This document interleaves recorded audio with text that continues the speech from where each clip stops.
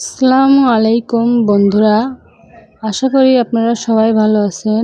আজকে আপনাদেরকে একটা প্যান কার্ড সালোয়ার কীভাবে সেলাই করতে হয় সেটাই দেখাবো। আপনারা পুরো ভিডিওটা দেখলে অবশ্যই বুঝতে পারবেন।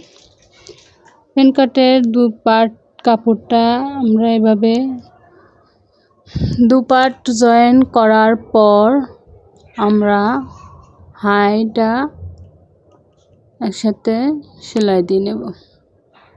দুপাশের হাই অংশটুকু সেলাই করে নেওয়ার পরে আমরা ইলাস্টিক জয়েন্টটা করব। ইলাস্টিক জয়েন্টটা আপনারা সুন্দরভাবে যদি লক্ষ্য করেন তাহলে খুব সহজে বুঝতে পারবেন। যারা নতুন আছেন তারা আমাকে কমেন্ট করে জানাবেন। আপনাদের যদি কোনো সমস্যা থেকে থাকে তাহলে আপনাদের সেটা বুঝিয়ে দেওয়ার চেষ্টা করব। খুব সহজে আপনারা ইলাস্টিকটা জয়েন্ট করে নিতে পারবেন। ইলাস্টিক জয়েন করার পরে কাপড়টা টেনে টেনে চতুর্পাশে সমান করে নেব।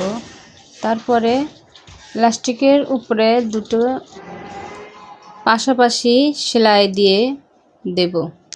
তারপরে এইভাবে দুটো সেলাই দিলে ইলাস্টিকটা কখনো মুড়িয়ে ওঠে না। এভাবে ইলাস্টিক জয়েন করলে পরতে অনেক সুবিধা হয়। তারপরে পায়জামার লম্বার মাপটা ঠিকভাবে রেখে তার উপর দিয়ে একটা এক্সট্রা কাপড় জয়েন করে নেব। জয়েনটা মুড়িয়ে উল্টা পাশে সেলাই দিয়ে দেব। তারপরে যে লেসটা দিয়ে আমরা ডিজাইনটা করব সেই লেসটা বসিয়ে নেব। 3 ইঞ্চি আড়াআড়ি করে লেসটা বসিয়ে দেওয়ার পরে খুব সুন্দর একটা ডিজাইন হয়ে গেছে। এভাবে যদি প্যান কার্ড সালোয়ারটা সেলাই করা হয় তাহলে দেখতে অনেক সুন্দর লাগে। দুটো পা একরকম করে সেলাই দিয়ে নেওয়ার পর দেখতেই পাচ্ছেন যে পায়জামাটা অনেক সুন্দর একটা ডিজাইন হয়ে গেছে। এবার যার পায়ের নিচে যতটুকু লুজ প্রয়োজন সেভাবেই লুজটা রেখে বরাবর একটা সেলাই দিয়ে নেব।